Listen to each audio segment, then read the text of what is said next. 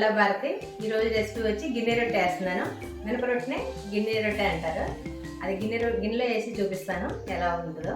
రండి recipe start చేద్దాం. ఇది రాత్రి ఆడుకున్న ఇడ్లీ పిండితో మేము అంటే తొక్క మినపప్పుతో చేసుకుంటాం కదా. ఇడ్లీ పిండి చూపించాను కదా, అది దాంతో చేసిన ఇడ్లీ పిండి. దాంట్లో ఒక స్పూన్ ఉప్పు, ఒక స్పూన్ జీలకర్ర, కొంచెం అప్పుడే ఫ్రెష్గా ఆడిన పచ్చి కొబ్బరి వేసుకోవాలి. వేసుకుంటే రొట్టె బాగుంటుంది. దీన్ని ఇప్పుడు పూర్తిగా కలపాలి.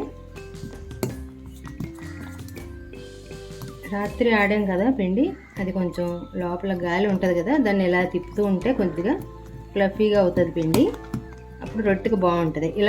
అలాగే వేసేస్తే కనకన్నాలుగా వస్తుంది రొట్టె, బాగోదు. కొంచెంసేపు 1 నిమిషం ఇలా తిప్పాలి. నేనైతే ఈ గిన్నె తీసుకుంటున్నాను. ఇది కొంచెం దళసరిగా ఉంది కదా, ఇత్తడి గిన్నె, కళాయిపోత గిన్నె ఇది. దీంట్లో కొంచెం నూనె వేసుకుందాం. ఈ రొట్టెకి కొద్దిగా నూనె ఎక్కువగానే పడుతుంది.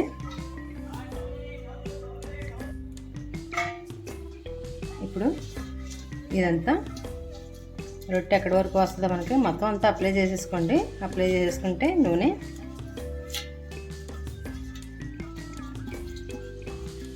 రొట్టె అంటుకోకుండా ఊడి వస్తుంది. ఇప్పుడు ఈ నూనె వేడెక్కాక పిండి వేద్దాం. ఇప్పుడు కళాయి వేడెక్కింది కదా, గిన్నె వేడెక్కింది కదా, గిన్నెలో అంతా వేసుకుందాం. సగానికే వేసుకోవాలి. ఎప్పుడు కూడా రొట్టె అయినా ఏదైనా కూడా సగం వేసుకుంటే చాలు పిండి.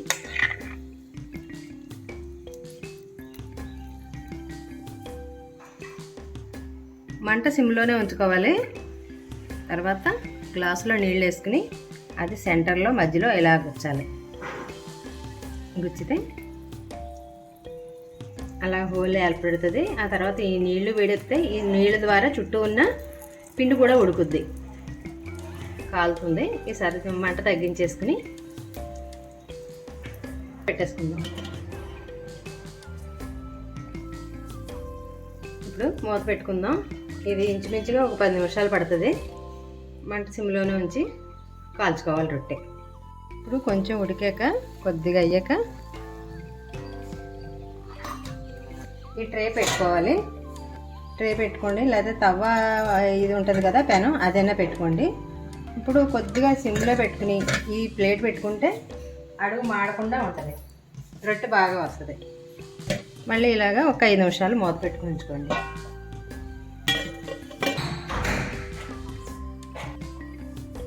ఇప్పుడు 10 నిమిషాలు అయిపోయింది కదా, మూత తీసి చూద్దాం.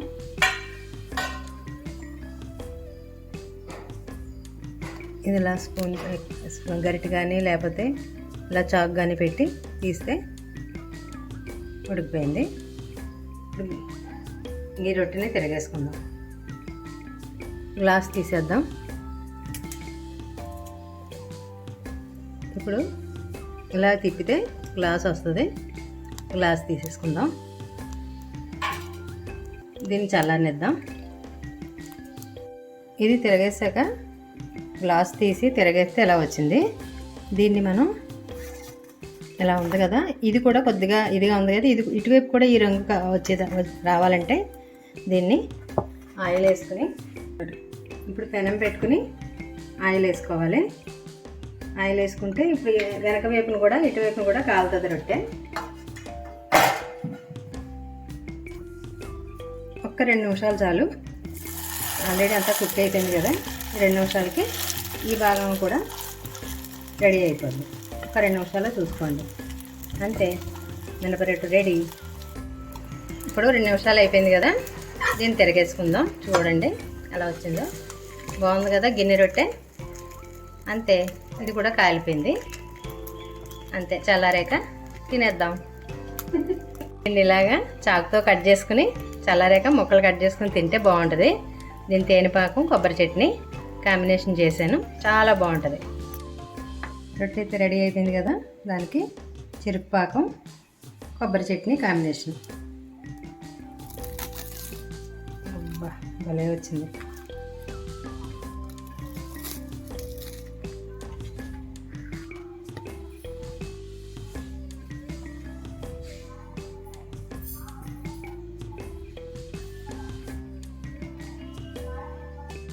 ఇప్పుడు గిన్నె రొట్టె అయితే రెడీ అయిపోయింది చూడండి. చాలా బాగా వచ్చింది. ఇలాగే చేసుకోండి. దీనికి చెరుకు పాకంలో ముంచుకొని తింటే చాలా బాగుంటుంది. ఇందులో నేను కొబ్బరి కూడా వేసాను కదా, ఆ ఫ్లేవర్ కూడా చాలా బాగుంటుంది.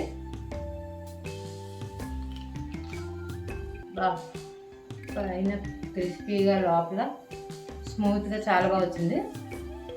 ఇడ్లీ పిండి ఉంటే చాలండి, వచ్చేస్తుంది గిన్నె రొట్టె. చూపించాను కదా, సేమ్ అలా చేసుకోండి. ఎలా వచ్చిందో కామెంట్లో పెట్టండి. Thanks for watching.